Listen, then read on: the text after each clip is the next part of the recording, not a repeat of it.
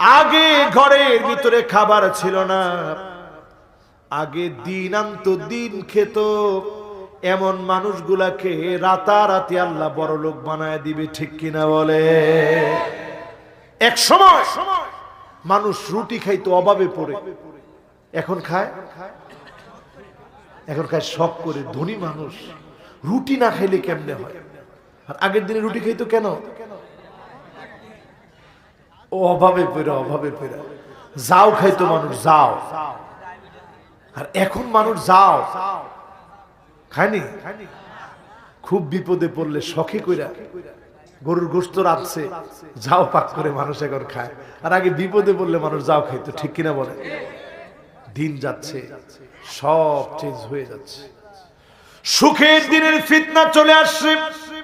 এই দেখেন, রোডের পাশের যারা জায়গা ছিল, এক সময় মানুষের রোডের পাশে কোনো জায়গা কিনতে চাইতো না। তুই কি ব্যাক কর, রোডের পাশে জায়গা কিনে কি করবি? আর এখন মানুষ রোডের পাশে জায়গা শুনলেই হুমড়ি খেয়ে পড়ে, ঠিক কিনা বলে? সুখের দিনের ফিতনা চলে আসছে। এরপরে আল্লাহর হাবিব বলেন, ফিতনাতুদ দুহাইমা। বলেন তো দেখি কি দুহাইমা? বলেন কি? সবাই বলে, আবার বলেন। এটা এবার আমার দিকে একটু তাকায় থাকে। আল্লাহর হাবিব বললেন, লাতামাতহু লাতমাতান, এমন কোন ঘর থাকবে না যেই ঘরের ভিতরে দুহাইমা নামক ফিতনা ডুববে না। ঘরে ঘরে ফিতনা ডুববে, বক্তার ঘরের ভিতরে ডুববে, আলেমের ঘরের ভিতরে ডুববে, প্রত্যেকটা ঘরে ঘরে ডুববে, রাজনীতিবিদের ঘরের ভিতরে ডুববে, ব্যবসায়ীর ঘরের ভিতরে ঢুকে যাবে। এখন যদি প্রশ্ন করি, এই রকম মোবাইল আলেমদের ঘরে ঘরে আছে না? না। ব্যবসায়ীদের ঘরে, রাজনীতিবিদের ঘরে না চাইলেও ফিতনা কেমনে ঢুকে?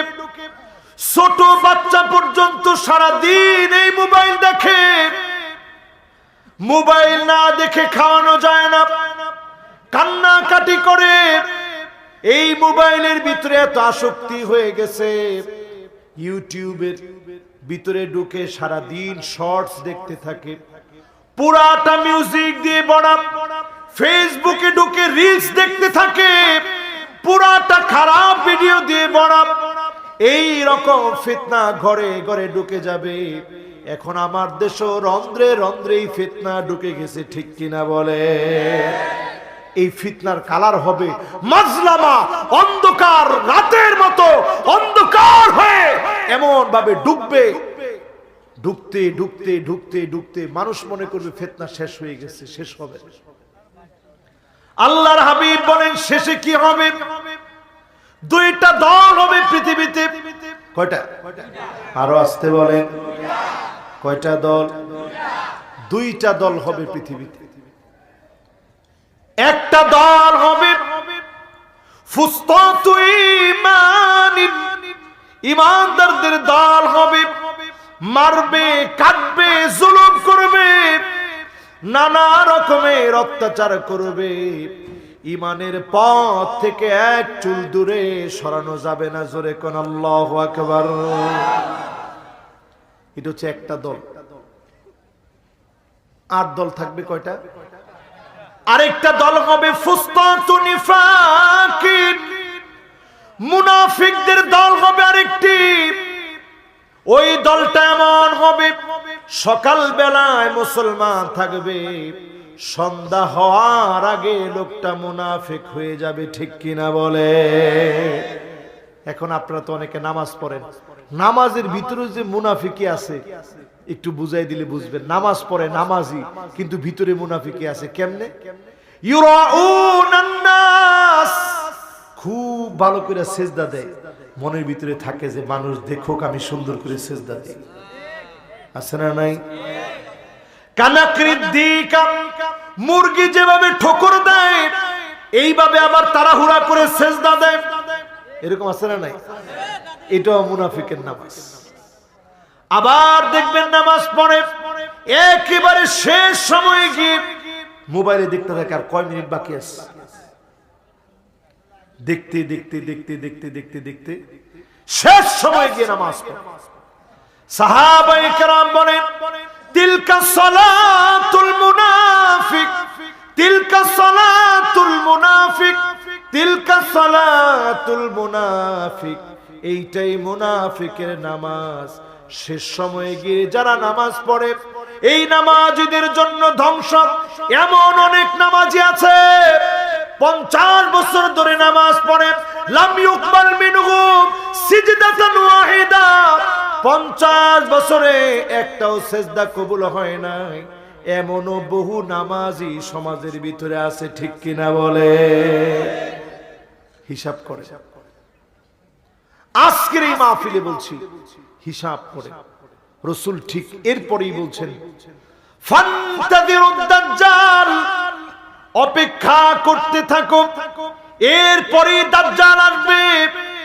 ওই দিনই দাজ্জাল আসবে অথবা পরের দিন দাজ্জাল আসবে। আও গদিন বলা হয়েছে, পরের দিন দাজ্জাল চলে আসবে।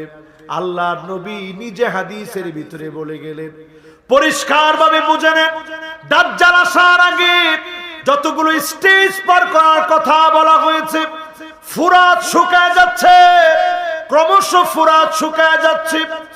আর তাকায় দেখেন ফিলিস্তিনে আমার মুসলমানদেরকে মারা হচ্ছে। সিরিয়া 12টা বছর ধরে মার খেয়ে ফেলেছে। সব দিকের আলামত যখনই মিলাবেন, সামনের দিনগুলো এমন আসতেছে, কালেমার বিজয় হবে। রন্ধ্রে রন্ধ্রে যিনি বিজয় দান করে দিবেন তিনি কে? আসতেছে সেই দিন। আপনি এখন চিন্তা করেন কোন দিকে থাকবেন, মুনাফিকের সঙ্গে না ইমানদারদের সঙ্গে? আরে কথা কয় না, আর আস্তে কোন?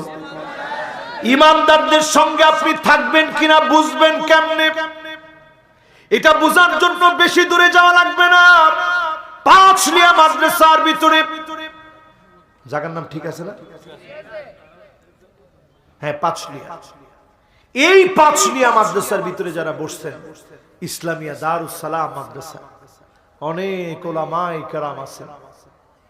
একটু হিসাব করে, এই যে উলামায়ে কেরাম যেই পথে চলেন, সাওয়াদুল্লাহ আজম, এই উলামায়ে কেরামের সঙ্গে যদি সঙ্গ লাগায়া সোহবত নিয়ে একত্রে যদি থাকতে পারেন, পরামর্শ দিয়ে একত্রে যদি থাকতে পারেন, পরামর্শ নিয়ে একত্রে যদি থাকতে পারেন, বন্ধুত্বপূর্ণ আচরণ করে, বিশ্বাস করে ফিতনার সময়ে যিনি হেফাজত করবেন তিনি কি? নাইলে বাঁচার কোনো উপায় নেই। অবস্থা ভয়াবহ হবে পৃথিবী, পুরো সেই দিকে পৃথিবী দাবিত হচ্ছে।